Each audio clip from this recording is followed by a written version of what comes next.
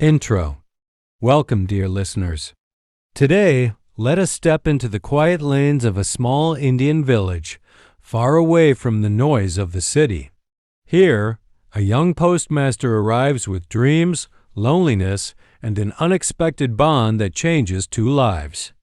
This is the story of The Postmaster by Rabindranath Tagore, a story of solitude, tenderness, and the painful distance between human hearts.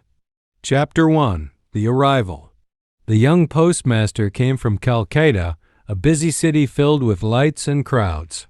Now he was sent to a lonely village surrounded by forests and silence. The air was heavy with stillness, and the only sounds were the rustling of leaves and the songs of birds. The postmaster felt like a stranger. He missed the company of friends, the comfort of conversation, and the warmth of family. His days were long, and the evenings even longer. He would often sit by a small oil lamp, writing letters or staring into the dark, asking himself, "Why am I here?" Chapter 2. The Little Helper. In that village lived a young orphan girl named Ratan. She was poor, barefoot, but full of energy. She had no family, no home of her own, and she spent her days helping here and there. One evening, when the postmaster was sick and coughing, Ratan came to his door. She brought water, lit his lamp, and waited quietly. From that moment, she became his helper. She cooked, cleaned, and listened.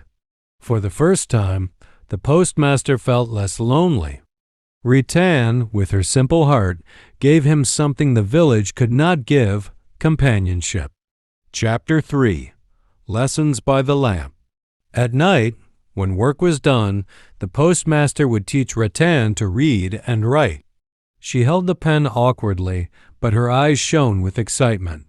She wanted to learn not only letters, but also the stories of the big world outside her small village.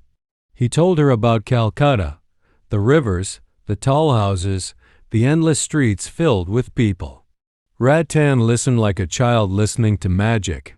For her, the postmaster was more than a teacher. He was family, a friend, almost like a brother. She began to dream. She thought, perhaps this bond would last forever. Chapter 4. The Restless Heart. But the postmaster's heart was still restless. The village air was too quiet, the days too heavy. He longed for the city again, for the laughter of friends, for the familiar noise of life. Ratan, on the other hand, found her life brighter than ever. She would wait eagerly for his call, fetch water before he asked, and smile when he praised her efforts. Yet, hidden in her heart was a fear: what if he left? She never spoke it aloud. Chapter 5. The Decision. One day, the postmaster made up his mind. He wrote a letter to his superiors requesting a transfer back to Calcutta. He felt trapped in this rural silence, and he believed he could not live there forever. When the answer came, it was not what he wanted. His request was refused, but his decision grew stronger. He thought, if the office does not release me, I will resign.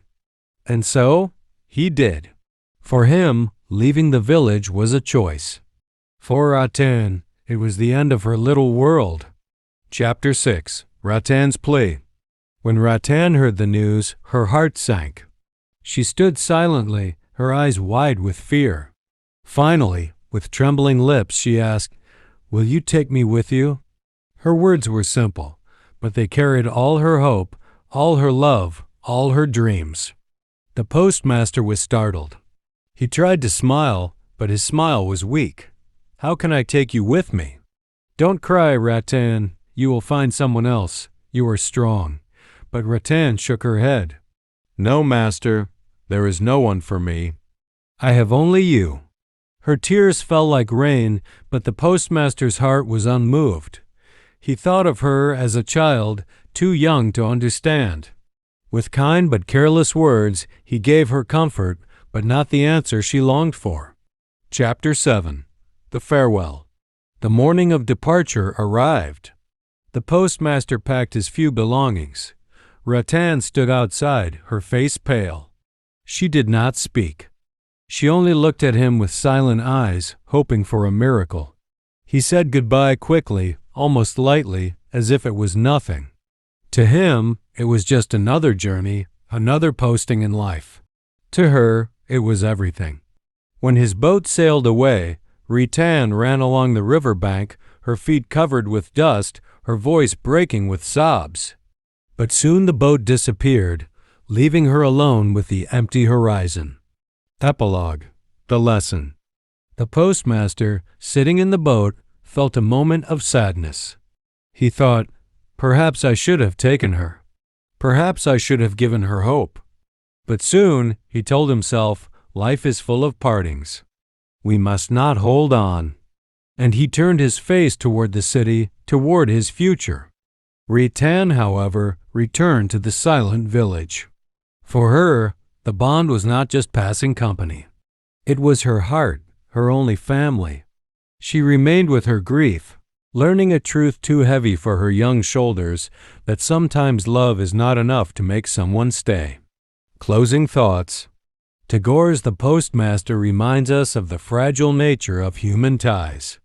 One person may see a bond as temporary, while another may give it their whole heart.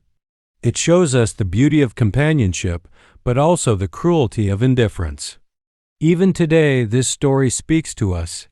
Cherish the people who stand beside you, because once they are gone, the silence may never leave.